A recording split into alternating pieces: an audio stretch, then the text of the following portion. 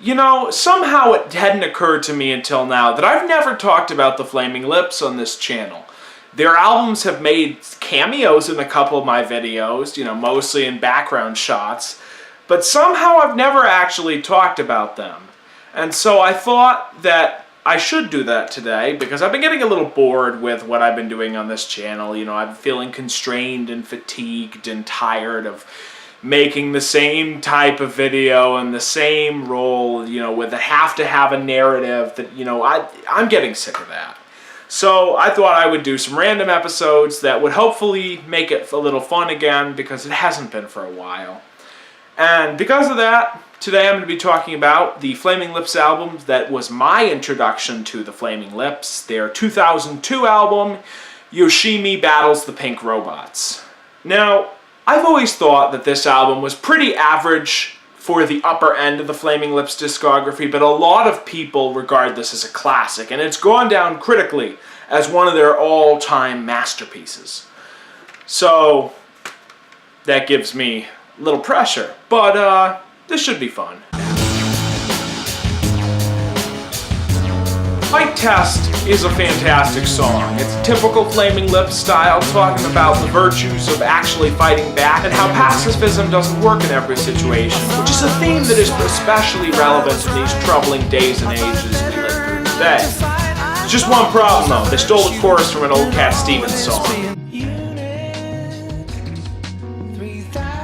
This song I've always loved. It's probably my favorite song on the album, as a matter of fact. You know, it's about a robot that feels some sort of simulacrum of emotion, and, you know, that's basically it. They make the whole song about the robot, but it's fantastic, and it has one of my favorite melodies on this entire album.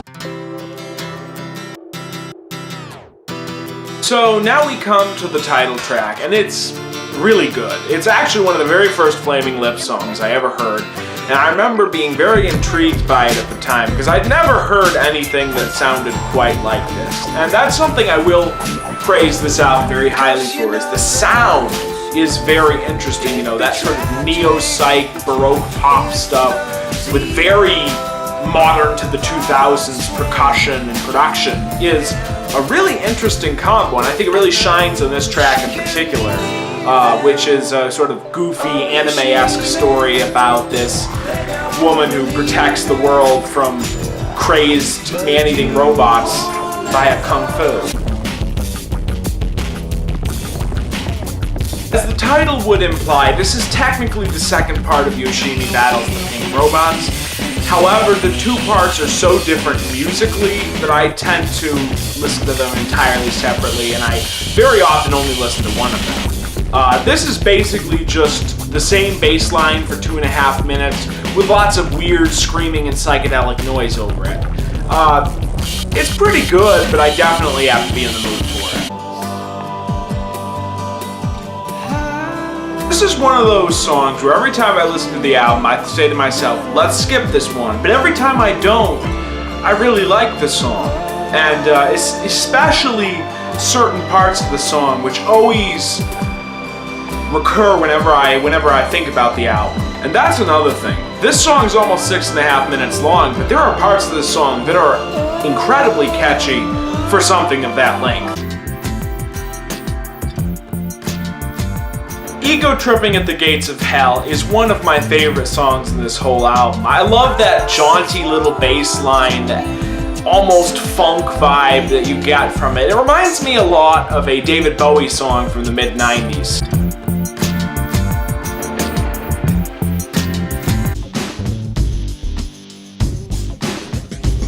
Okay, I have to make it clear, I'm not serious with this one. I'm not saying that the Flaming Lips ripped off David Bowie on this song. Don't flame me in the comments again. This is another track here where I tend to skip it a lot, and when I don't skip it, I do like it quite a bit. I always remember how the chorus goes, you know, but that's really the only part of the song that ever really will stick in my head. And most of the time I can't remember anything but that. It's Summertime is probably my least favorite song on here, other than What Comes Next. It's not even that it's really a bad song, it's just that I always forget about it as soon as I'm done listening.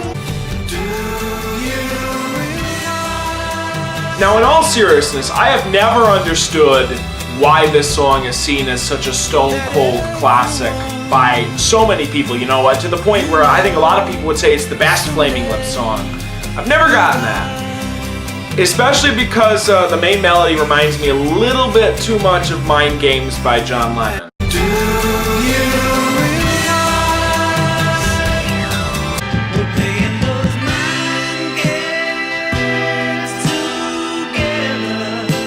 This time I am being serious about it.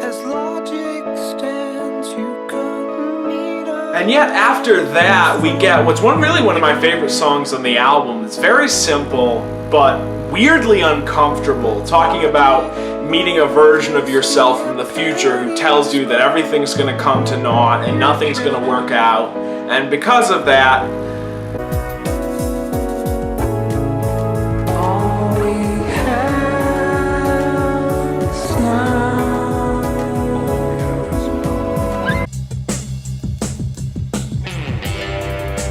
song has way too many nostalgic associations. Like, this track takes me straight back to a very specific time and a very specific place in my life.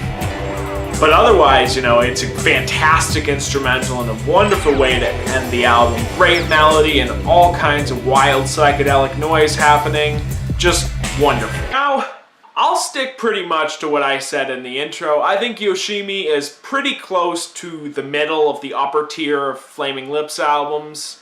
You know, it's not as good as the Soft Bulletin, but it's very consistent and it keeps up the quality that album brought. Its only real sin is that it's not very diverse at times. The production is all kind of the same, and the songs don't really waver too much between what they're trying to do. That's really, you know, as much as I hate to say this, that's really the best way to describe Yoshimi, is kind of average to this period of the Flaming Lips.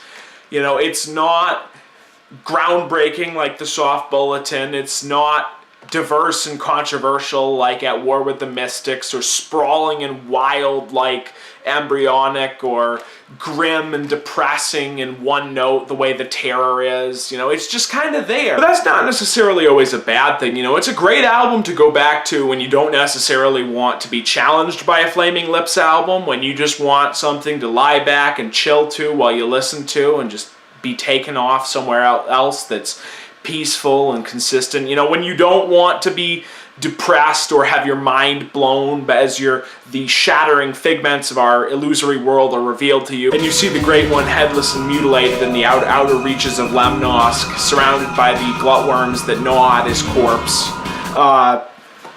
It's good for when you don't want to see that. And there's a ton of nostalgia for me in this album. I discovered it during my first year of college. It was the first Flaming Lips album I discovered. They've been doing a lot of stuff at that time, you know, because that was when they were doing some of the more ridiculous stuff they were doing. I think especially with Miley Cyrus. I'm not really sure what that period of Wayne and Miley's career was about, but it was something.